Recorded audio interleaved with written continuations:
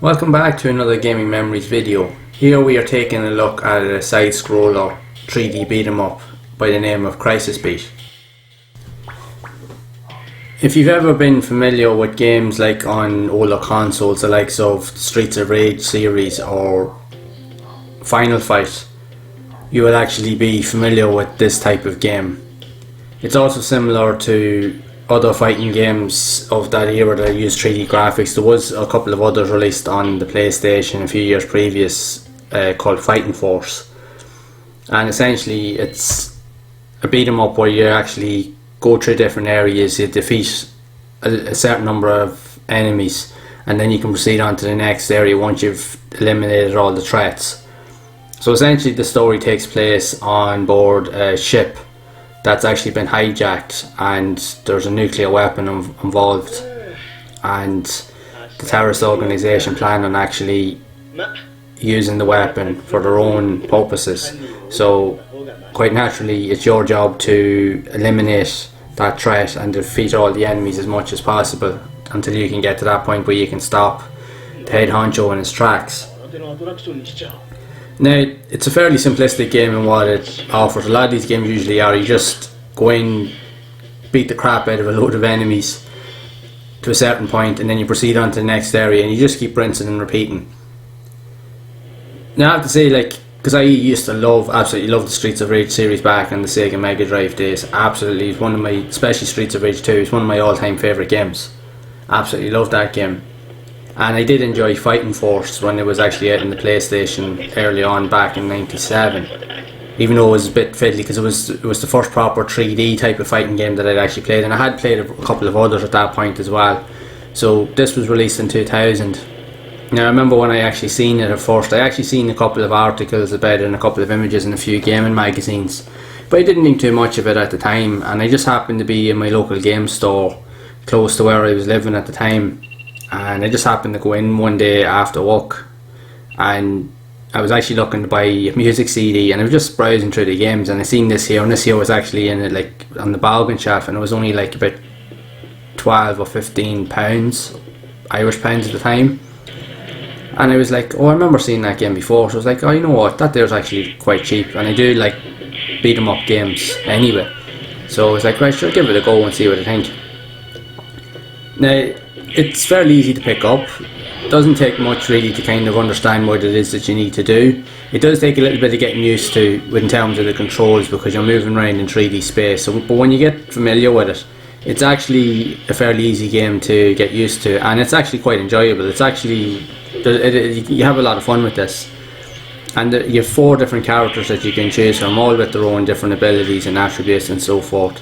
And they all have their own kind of story arcs as well, so when you play through with each of those characters, you can actually see their stories from their points of view, and you can explore different areas using those characters, which is pretty cool. So it definitely gives a lot more to the longevity of the game, so that you can see more things, so it adds to the playability also. I have to say now, I actually enjoyed it, because like I said, it went back to games of old that I played over the years, and it was familiar with it. The gameplay is fast and it's very frantic, so you don't be kind of out of the action for long, and it is actually good in that way, that it is kind of fast paced, because it means that you're not kind of hanging around and you're not feeling like you're getting bored very quickly. Again, you have different move sets and you can do different combinations of moves, and say even grappling enemies and then doing even more powerful moves that will take a lot more damage out of them as well. So it's actually pretty fun. You can definitely have a good bit of a laugh with this, and the fact is it's multiplayer as well, so you can play with a couple of other people as well, so you can actually have a good laugh with it too. You can play 2-player with it as well, so if you have a friend or family member that likes these games as well, you can play with them too and have a bit of a laugh with it as well, because that was the one thing I used to love about these type of games back in the day, especially with the likes of, when I remember going back to Streets of Rage. Myself and my brothers used to play it for hours, and we'd always be playing the co-op games, because we used to have as much fun kicking the crap out of each other on the screen as we did beating up the enemies as well. That was all the fun of it too. So this here actually does remind me of that. So it is actually a good fun game. I know it is simplistic in its way, and a lot of these games tend to be like that as well, all these kind of side-scrolling beat-em-ups. But if you're looking for something that's fun and you have a bit of a laugh, it's definitely something that will pass the time for you.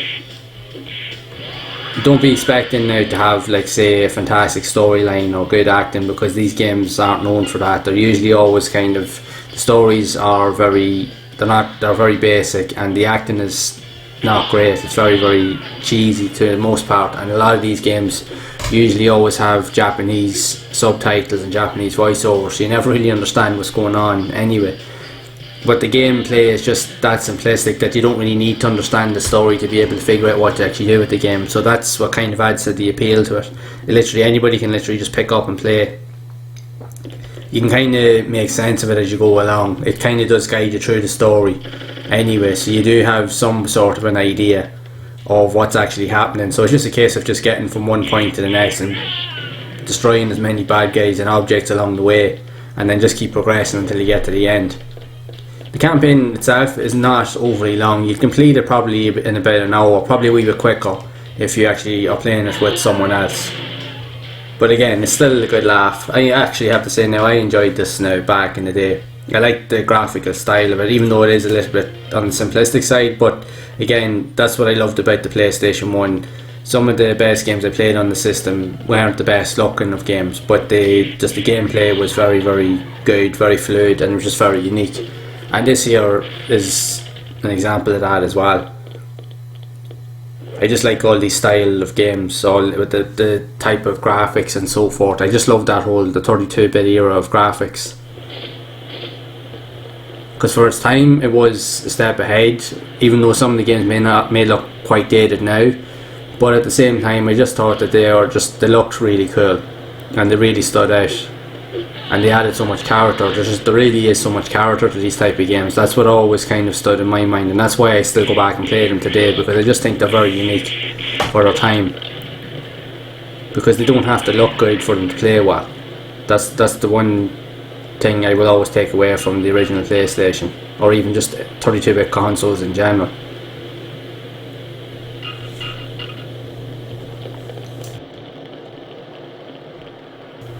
Now I know for some others, games like this might be a little bit on the repetitive side, which technically they are, because it's just rinse and repeat over and over again. But if you do like these type of games and you want a quick playthrough and something just to pass a half an hour or an hour, if you have that time to spare, this would be a good game to actually play, just have a bit of fun, especially with some of your mates. Because it is still a fun game to play even today. So it definitely is worth checking out if you haven't played it already.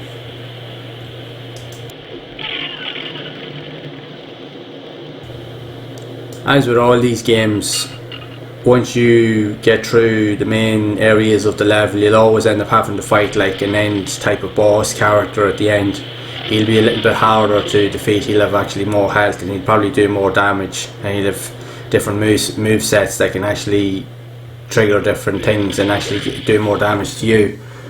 Some bosses are harder than others, granted, but again, it just adds to the challenge of the game and the fun factor of it as well. So it all depends on how you see it when you're playing it and how much you're enjoying it. But definitely feel free to give it a look in if it's something that you're into.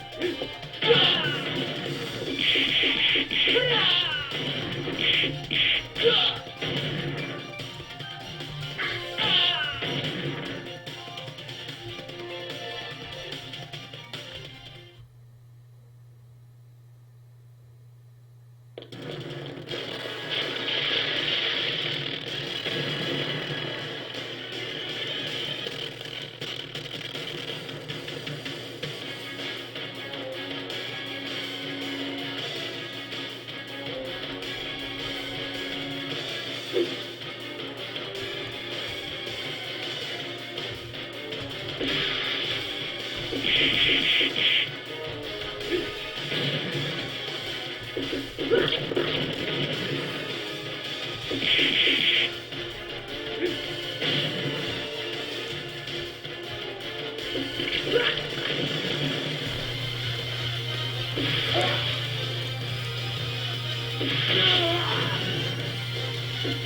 that's it for this video of Crysis Beat.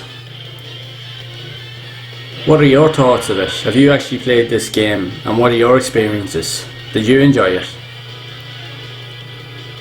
Make sure to let me know down in the comments, as I'd love to hear your feedback from it as well, to see if whether you enjoy playing these type of games as well on the PlayStation. So if you have enjoyed this video, make sure to leave a like. Also make sure to subscribe to the channel and hit that bell icon to be updated when I release future videos, as I will be revisiting these type of games and exploring other games I didn't get to play on the PlayStation, and sharing my memories and experiences with y'all.